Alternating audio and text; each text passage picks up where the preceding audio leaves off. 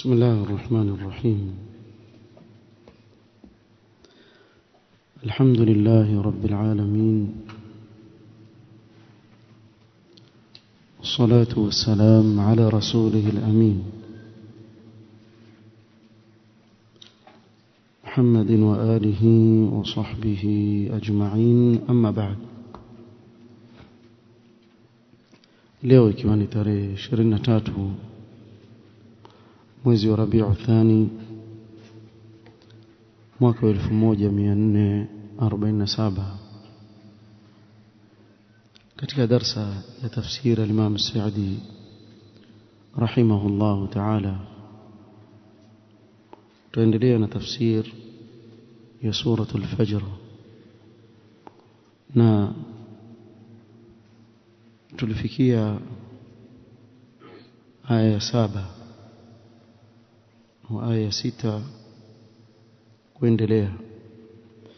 يقول الله سبحانه وتعالى: ألم تر كيف فعل ربك بعاد إرم ذات العماد التي لم يخلق مثلها في البلاد. الله سبحانه وتعالى أمبيا متومي wake صلى الله عليه وسلم: ألم تر كيف فعل ربك بعاد، kwani hukuona jinsi Mola wako alivyowafanya kina Ad. Iram dhat al-imad, Ad wa Iram wenye majumba marefu, التي لم يخلق مثلها في البلاد, ambao hawakuumbwa mfano wao katika nchi. يقول الإمام السعدي رحمه الله: يقول تعالى: ألم ترى أي بقلبك وبصيرتك كيف فعل بهذه الأمم الطاغية. أولizwa Mtume sallallahu alaihi wasallam kuwa je, hukuona jinsi Mola wako alivyowafanya Ad? Maana hukuona kwa moyo wako na ilmu yako namna gani Allah subhanahu wa ta'ala alivyowafanya wale umma waliofanya kibri dhidi ya mitume wao. وهي عاد hapa inakusudiwa Iram, القبيلة المعروفة في اليمن. Naad walikuwa ni Waarabu katika kabila la Yemen. Iram dhat al-imad ay al-quwwah ash-shadida wal-'utu wat-tajabbur, waliokuwa na nguvu sana, kadhalika walikuwa na kibri na walikuwa ni watu majabari. التي لم يخلق مثلها أي مثل عاد في البلاد أي في جميع البلدان في القوة والشدة. hapajawahi kuumbwa kabila la watu waliokuwa na nguvu katika binadamu kama mfano wa Ad. Ni watu Allah subhanahu wa ta'ala aliwapa uwa katika miili yao, walikuwa na nguvu sana, kiasi cha kuwa katika yale waliokuwa wakiyafanya walikuwa wakiwadhulumu wengine, makabila mengine madhaifu. Mtume wao awaambia: wa idha batashtum jabbarin fattaqullaha wati'un. Walikuwa wakivamia wenzao, wakitumia nguvu, wakipora mali za watu, hawajali, bali walikuwa wakijipiga kifua na kusema: man ashaddu minna quwwa, ni nani ana nguvu kama sisi. Na Allah subhanahu wa ta'ala kueleza mifano haya hawakusudi Ad hapa, sababu Ad washakufa, washaangamizwa. Tunaokusudiwa ni sisi ambao tuko hai. Maneno haya yaelekezwa kwetu sisi ambao twaishi. Kwa yoyote katika nyinyi anayejiona kuwa ana nguvu ajue kumepita watu katika huu ulimwengu ambao hakuna mfano wao wala hapataumbwa mfano wao. Kwa wewe kumbuka hivyo, kwa hakuna jipya utakuja nalo wewe ukifanya kibri katika hii ardhi. Washapita kabla yako wengi na Allah subhanahu wa ta'ala akawaangamiza. Wa kam qasamna min qaryatin kanat dhalima, wangapi ambao Allah amewaangamiza katika umma waliopita, wengi tu. Hivi wewe ukikaa chini ukifikiria hawaad hata siku moja walifikiria kuwa watakuja kuangamizwa, namna walivyokuwa wamejisahau mpaka kujipiga kifua na kusema man ashaddu minna quwwa, ni nani ana nguvu kama sisi? Kwani leo hakuna watu wao? Wako. Hakuna nchi leo katika ulimwengu ambazo zajipiga kifua kuwa nani ana nguvu kama wao? Wako tu ambao waona hawawezi kufikiwa. Fahamu kitu kimoja, Allah subhanahu wa ta'ala hapa amepiga mifano ya ajabu sana ya watu ambao walikuwa wamemakinika katika hii ardhi, wana tamkini, yani waona kuwa miji yao wameijenga, ikiwa ni maendeleo wana maendeleo, kile wanachokitaka katika ulimwengu wakipata. Apiga mfano hivyo hivyo, na haya mambo yatokea katika kila asri. Lakini chungeni msije mkawa kama hawa, mtawafanya kama nilivyowafanya hawa. Hamuna ubora nyinyi zaidi ya wale waliopita. Nyote ni wanadamu na Allah subhanahu wa ta'ala aweza kuwafanya anavyotaka yeye subhanahu wa ta'ala. Allati lam yukhlaq mithluha fil bilad, kama qala lahum nabiyuhum Hud alayhi salatu wassalam. Mtume wao Hud awaambia watu wake, wadhkuru idh ja'alakum khulafaa min ba'di qaumi Nuhin, kumbukeni neema za Allah juu yenu alivyowafanya nyinyi ndio watawala katika hii ardhi baada ya watu wa Nuh kuangamizwa. Wazadakum fil khalqi basta, katika umbile alilowapa Allah subhanahu wa ta'ala akawazidishia nguvu, akawapa mwili mkubwa. bastatan fil jism fadhkuru ala Allah la'allakum tuflihun, kumbukeni neema za Allah juu yenu. Sababu siku zote mja akiwa akumbuka neema za Allah juu yake, basi huyo atamshukuru yule aliyemneemesha. Na ndio maana ukoona adhkaru sabah wal masa zitizame makini. Lau kama utakuwa ukizitaja wazingatia, umekumbushwa neema nyingi sana pale ndani. Na katika mambo yanayomsaidia mja kupata utulivu katika moyo wake ni kuzikumbuka neema za Allah juu yake. Sababu leo ukiangalia katika asri hii ambao sisi tuishi, wengi katika watu waishi na dhiki sana. Ndani ya nyoyo zao Allah ndiye anayejua zile dhiki walizokuwa nazo. Na ukitizama sababu, mara nyingi ni kutizama amekosa nini. Haangalii ameneemeshwa na nini, angalia tu yeye, nimekosa hiki, nimekosa hiki, nimekosa hiki. Lakini lau kama angelikuwa mtu aweza kukaa chini akakumbuka neema za Allah juu yake, huku yomshukuru Allah, alhamdulillah, Allah amenipa hii neema, kweli nimekosa hii, lakini alhamdulillah mimi nina neema hii. Na hasa ukiwa wewe ni Muislamu, Allah amekupa neema ya tauhid ambayo haina mfano wake katika huu ulimwengu, katika neema Allah anazowapa waja wake. Akakujalia kuwa Muislamu katika umma wa watu mamilioni kwa mamilioni ambao katika kufuru, Allah akakuchagua wewe kuwa Muislamu. Neema. Kwa kule kuzikumbuka hizi neema ni katika njia ya kumpenda na kumshukuru Allah subhanahu wa ta'ala. Mtume wao aliwakumbusha, lakini hawakukumbuka wao, kama ambayo zile neema walizokuwa nazo ni wao wenyewe walizitengeneza. Allah subhanahu wa ta'ala akataja pia na Thamud, akasema wa thamud alladhina jabu as-sakhra bilwad na Thamud waliochonga majabali huko bondeni, ay wadi alqura, katika bonde la huo mji wao. Nahatu biquwwatihim as-sukhur fattakhadhuha masakin, walichonga kwa nguvu Allah alizowapa Thamud majabali, wakatengeneza majumba, na majumba yao yako mpaka leo hivi tunavyozungumza sasa hivi katika sehemu inayojulikana kama Madainu Salih kule Saudia. Ajabu, subhanallah, jamaa wamechonga majabali, rumu hii hapa, rumu hii hapa, kuna mahali pa kukaa, kuna mpaka leo iko vile vile, sababu majabali yamebakia vile vile.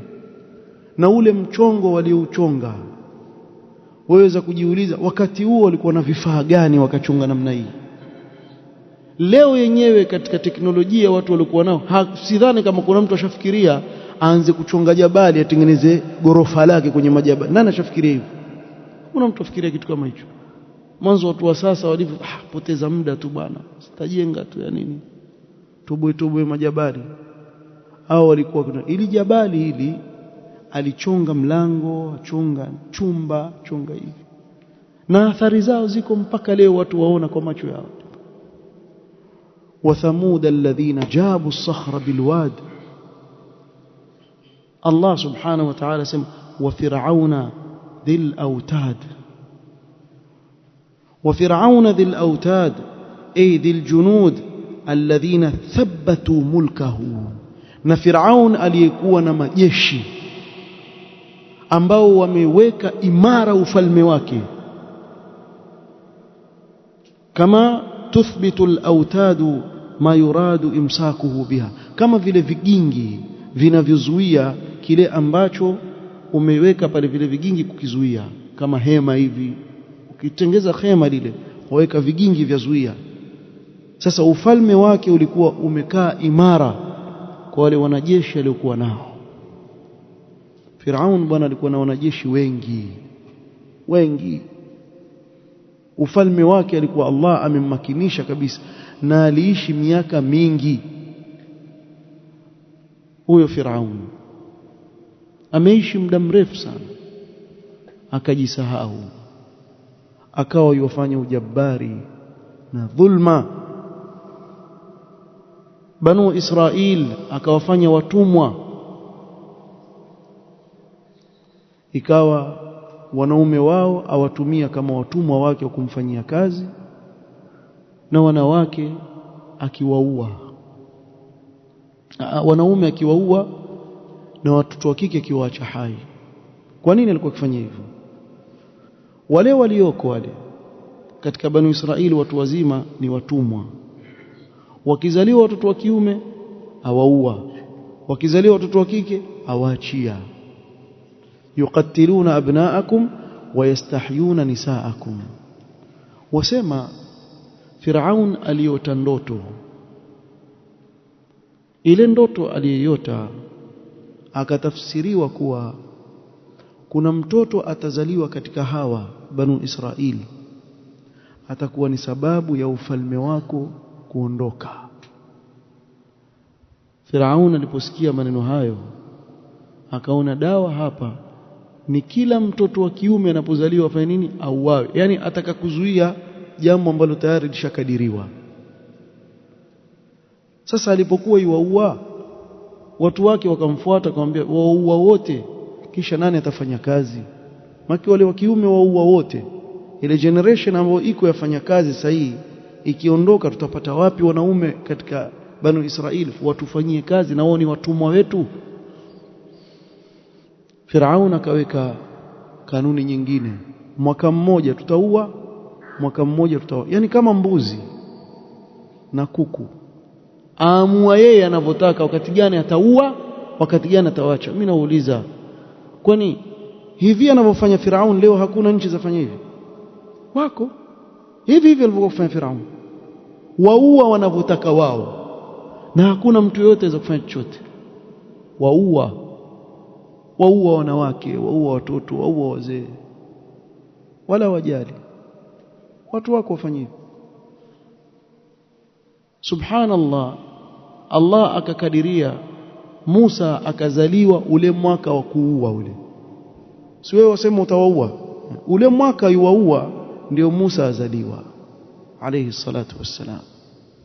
Na kisa chake ni kirefu, lakini mwisho wa kwisha, angalia Allah subhanahu wa ta'ala akamletea Firaun Musa ndani ya nyumba yake, kumuonyesha kuwa jambo langu nikilitaka litakuwa, hakuna anaweza kulizuia, na huyo mtoto utamlea we mwenyewe.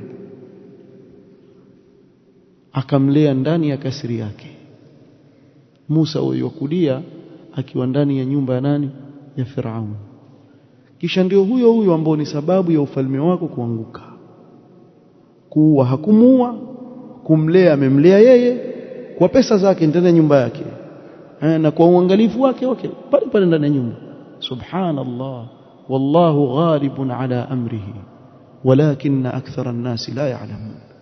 Wallahi Allah ni mshindi katika jambo lake, hakuna anayeweza kuzuia. Wewe angalia, ukiangalia katika Qur'an utaona mambo ya ajabu katika haya akiyazungumza Allah. Yusuf alayhi salatu wassalam amezaliwa Palestina, Sham kule alelewa na baba yake Yaqub. Nani aweza kufikiria ikiwa kwa akili ya binadamu kwa Yusuf atakuja kuwa mfalme wa Misri? Nani aweza kufikiria hivyo? Angalia zile asbab Allah alizozijalia mpaka Yusuf kuwa mfalme. Achukuliwe na ndugu zake, atupwe ndani ya kisima, na kisima kile yataka tufahamu kiko kwenye mwitu ambapo hata watu hakuna huko. Wakamweka huko mbali kwenye mwitu ambao watarajia kuwa tukimwacha mle ndani huyu atakwenda kuliwa na mnyama fulani na nini, basi takwisha habari yake. Wapite watu wamtoe pale ndani, wataka maji wala kile, kumtoa hivi kijana waende naye Misri, wamuuze, ageuzwe awe ni mtumwa, sasa akulie, afungwe jela. Wewe angalia kisa cha Yusuf chote hiki. Yani huku kwetu bwana, mtu akapewa mtihani tu, nuksi gani jamaa hii, nuksi huku kwetu huku. Yani akipewa mtihani tu kidogo mtu hapo, yeye ona basi kuisha maisha. Ya akhi, kuwa na tafaul, kuwa na tafaul. Allah subhanahu wa ta'ala akikupa mtihani haimaanishi akupendi. Fanya subra, huwezi kujua amekupangia jambo gani la kheri mbele yako. Wewe angalia maisha ya Yusuf alayhi salatu wassalam, jela kule amekaa takriban miaka 9, bid'a sinin yuko ndani kule, dhulma, hajafanya chochote. Angalia Allah amtoa jela kwa ndoto, amuotesha mfalme hajui tafsiri, mawaziri hajui tafsiri. Yule bwana aliyekuwa naye jela ndo aje amwambie, mimi najua mtu atakupa tafsiri yake. Nani? Yusuf.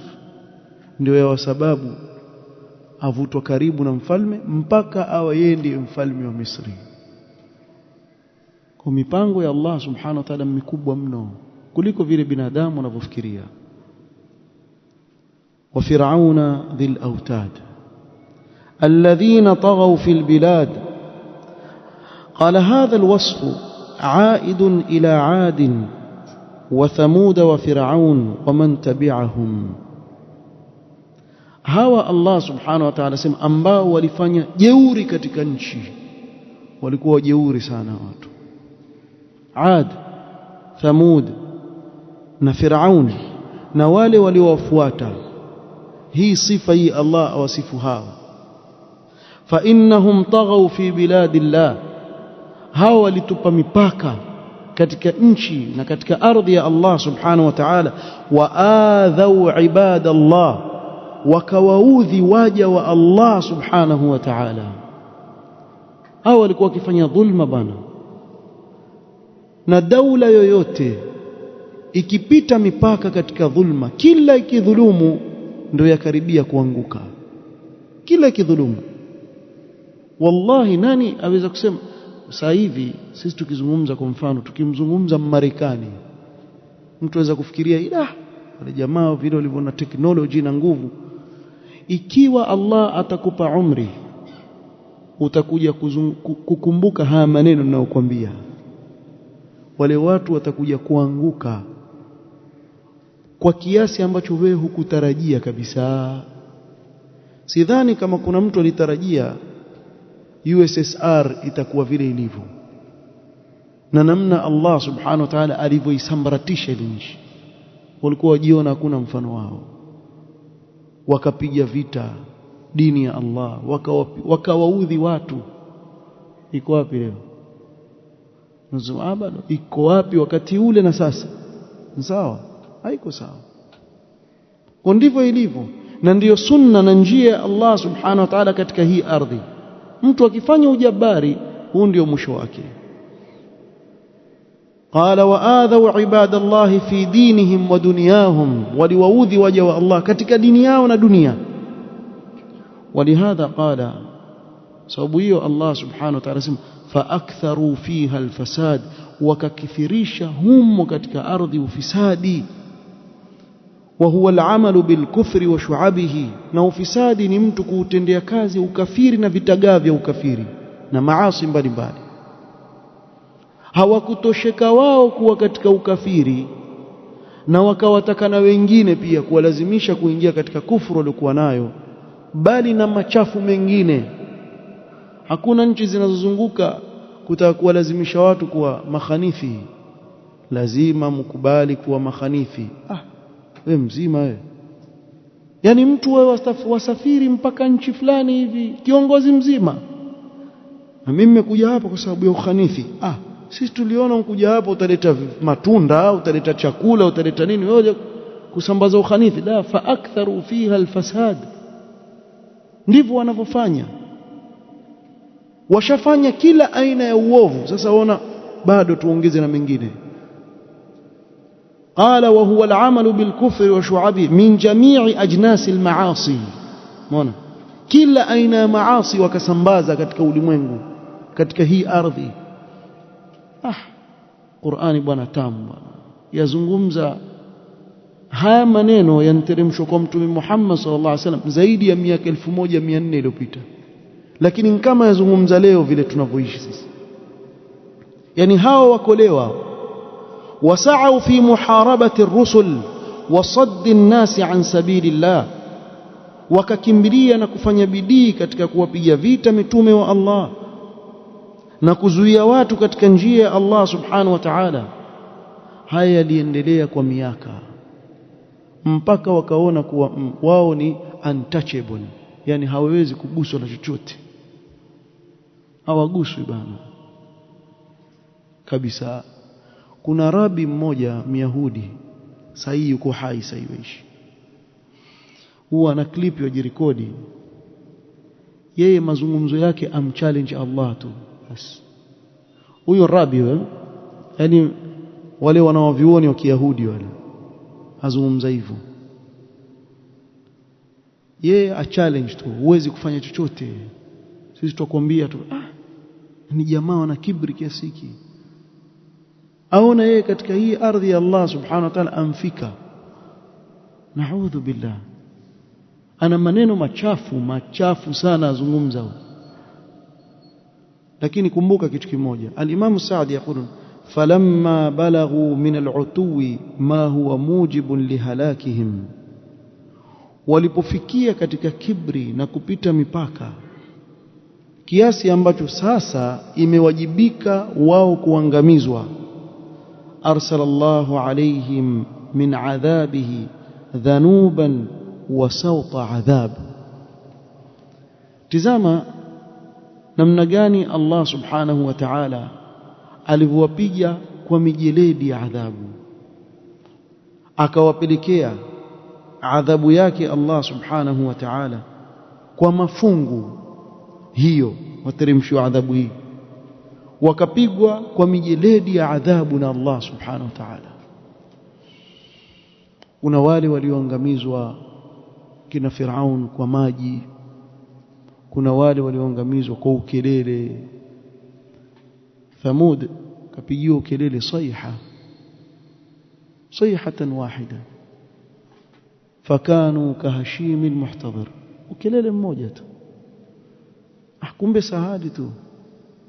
Ukitaka kujua Allah ana viumbe wenye nguvu, walikuwa wakitumwa malaika mmoja, kama kwa mfano watu wa Lut litumiwa Jibril alayhi salatu wassalam, akaipakua. Unajua kupakua kama vile mtele wachukua mwiko wapakua, ile ardhi ya Sodoma aliipakua kwa ubao wake mmoja, aliipakua hivi kisha akainyanyua juu mpaka mbinguni. Mtume swalla salam ataja kwa namna alivyoinyanyua mpaka mbinguni, wakasikia jogoo wakiwika asubuhi.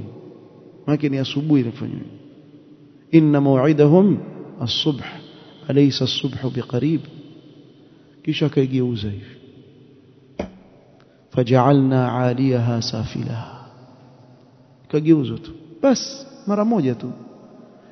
Jana walikuwepo watu hapa na kuna mji na biashara na kila kitu, leo hakuna chochote, siku moja tu. Wasema mbali dhuha, wakati wa dhuha hakuna tena mji wa Sodoma, hakuna tena, yani asubuhi tu. Faj'alna 'aliyaha safila, khalas, yani si kazi kubwa, we kibri tu wafanya, lakini mara moja tu. Asa kama Thamud ambao waliweza mpaka kuchonga majabali, wana nguvu na nini, atume malaika awapigie ukelele, yuaje pale tena. Hao walikuwa wakiangamizwa asubuhi. Wewe angalia umma wengi walioadhibiwa, au naweza kusema katika wale umma walioadhibiwa ukisoma katika Qur'an ni wakati wa asubuhi mapema, wamalizwa. Hata Firaun pia, faatba'uhum mushriqin, wakati jua ndo laanza kuchomoza, sababu Musa alikimbia na watu wake wakati wa usiku. Faasri biibadi laylan innakum muttaba'un, kwa walikimbia wakati wa usiku. Asubuhi jamaa ndio warauka na ndio ya siku yao ya kuangamizwa. Faidha nazala bisahatihim fasaa sabahul mundharin, au subuhi huo utakuwa ni usubuhi mbovu, hawajaona mfano wake. Allah subhanahu wa ta'ala katuma malaika kapiga kelele moja tu, sayhatan wahida, wakafa wote, hakubaki hata mmoja, wote wakaangamiza. Fadamdama alayhim rabbuhum bidhanbihim fasawaha. Na hawa namna wanavyoangamizwa, mtu aweza kuuliza, lakini pale si kuna watoto, kuna wanawake, kuna nani? Allah akiangamiza yuangamiza wote, kisha huko atakufuliwa ikiwa alikuwa ni mtoto mchanga nini, hayo mambo mengine, hiyo hesabu yake kwa Allah subhanahu wa ta'ala. Lakini Allah asema fasawaha, yani wote kawaangamiza. Wala yakhafu uqbaha, wala haogopi mwisho wake watamfanya nini.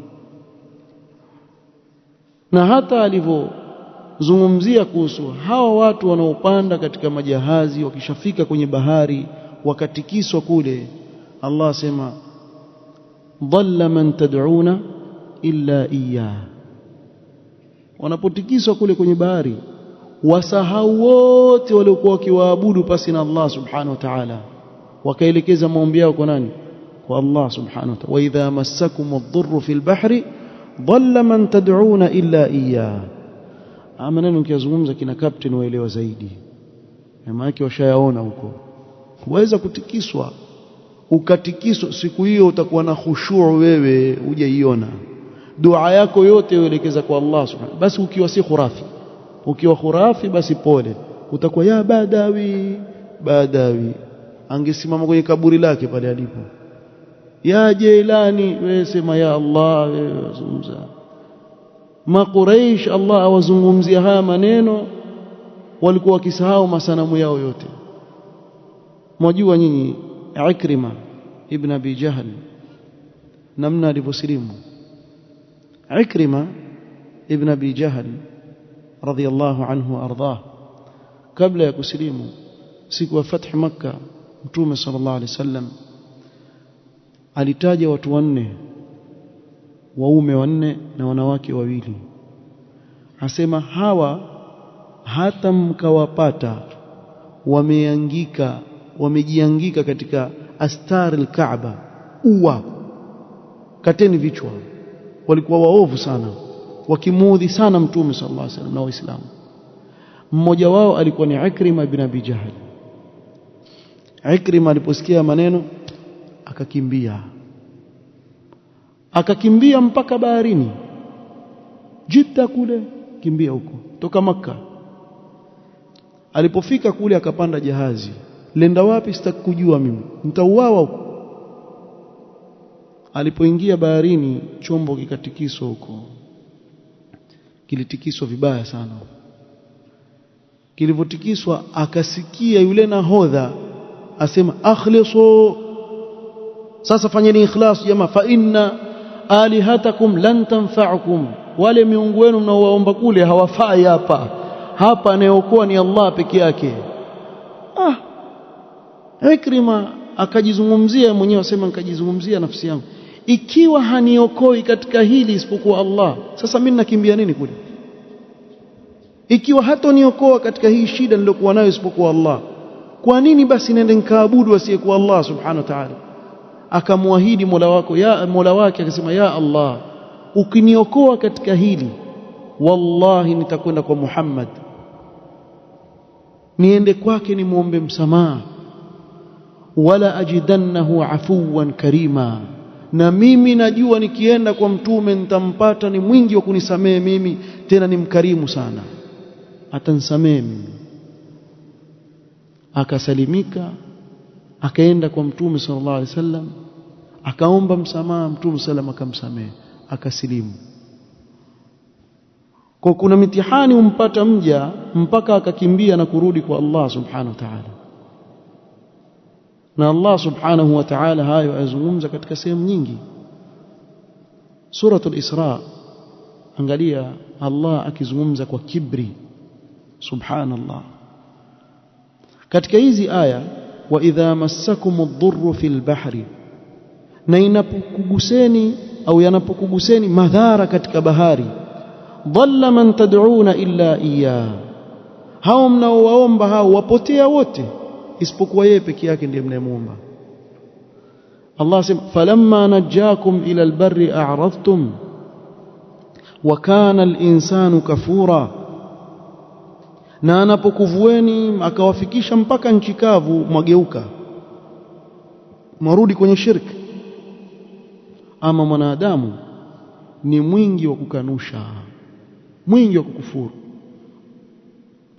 Kisha Allah akawaambia, afa amintum an yakhsifa bikum janib albarri au yursila alaykum hasiba thumma la tajidu lakum wakila, je, mmeamini ya kuwa hata kudidimizeni upande wowote katika ardhi ka nchi kavu huko? Yani mnyimuona mkiotoka baharini basi uko nchi kavu ndio mshasalimika. Kwani mimi siwezi kuwadidimiza huko kwenye nchi kavu huko mliko? Ama muona kuangamizwa mpaka mje baharini tu? Hivi mwadhania huko kwenye nchi kavu siwezi kuwadidimiza katika ardhi nyinyi? Au nkawaletea tufani na upepo uliobeba kokoto zikawa chaplia mbali, mkawaangamiza nyinyi, kisha msipati wa kumtegemea mwingine? Kisha hapa akawaambia hivi, am amintum an yu'idakum fihi taratan ukhra, au mmeamini kuwa hata kurudisheni humo tena baharini kwa mara nyingine? Si waweza tu kuleta sababu karudi tena mwenyewe baharini? Ulisalimika sio, ukarudi hivi, ukarudi kwenye shirki. Akuwekea biashara fulani hivi, wacha rudi tena, ukarudi tena kule kule. taratan ukhra fayursila alaykum qasifan min ar-rihi, kisha Allah subhanahu wa ta'ala awatumie kimbunga cha upepo wenye nguvu, fayughriqakum bima kafartum, kisha akuzamisheni kwa mlivyomkufuru Allah subhanahu wa ta'ala, sasa hapa mwisho hapa asema thumma la tajidu lakum alaina bihi tabia, kisha msipate yule ambaye atatufuata kutusumbua, mbona unawaua, mbona unawaangamiza. Nani anaweza kufanya hivyo kwa Allah? Watu wakishaangamizwa, kuna watu wafanya delegation wakaja, ya Allah mbona uangamiza, fanya hivyo. Kwa hiyo hakutakuwa na mtu wa kutufuata tabia eti atakuja kuwanusuru, hakuna anayeweza kufanya hivyo. Huyo ni Allah subhanahu wa ta'ala. فأكثروا فيها الفساد, Allah akawateremshia mijeledi ya adhabu. Kisha Allah subhanahu wa ta'ala akasema hapa, inna rabbaka labil mirsad, hakika Mola wako yupo kwenye mavizio, anawavizia hao watu waovu. Liman asahu, mwenye kumaasi yeye wajiona yuko, kumbe aviziwa tu, angojewa tu ule wakati ule. Yumhiluhu qalilan, ampa muhula kidogo. Thumma ya'khudhuhu akhdha azizin muqtadir, kisha akimpatiliza pale. Usiulize namna atakavyompatiliza Allah subhanahu wa ta'ala, kwa mpatilizo wa nguvu, kuonyesha ule uwezo mkubwa alionao Allah subhanahu wa ta'ala. Hiyo ndiyo hali. Baada ya kuwakumbusha Allah subhanahu wa ta'ala waja wake hilo, akazungumzia jambo jingine muhimu sana, ya kuwa mwanadamu ni tabia yake na asili yake ni dhaluman jahula, ni dhalim na ni mjinga, mpaka atakapopata ilmu ya kisheria ya kumjua Mola wake. Lakini asili ya mwanadamu ni mjinga, tena mwenye kujidhulumu nafsi yake. Asa mpaka kuna baadhi ya watu kipimo chao cha kuwa huyu mtu ni mtukufu mbele ya Allah ama huyu mtu ni mtwevu mbele ya Allah ni dunia. Yani akikupa Allah katika dunia wajiona mimi napendwa, akikunyima katika dunia wengine waona mimi bwana nadhalilishwa na Mola wangu. Allah subhanahu wa ta'ala akalisahihisha hilo katika haya maneno, fa amma al-insanu idha mabtalahu ila akhir al-ayat. Haya tutakuja kuyaeleza insha Allah ta'ala katika kikao kitakachokuja. Naktafi bihadha al-qadr, wallahu ta'ala a'lam. Subhanakallahumma wa bihamdik, ashhadu an la ilaha illa anta astaghfiruka wa atubu ilaik. Barakallahu fiik.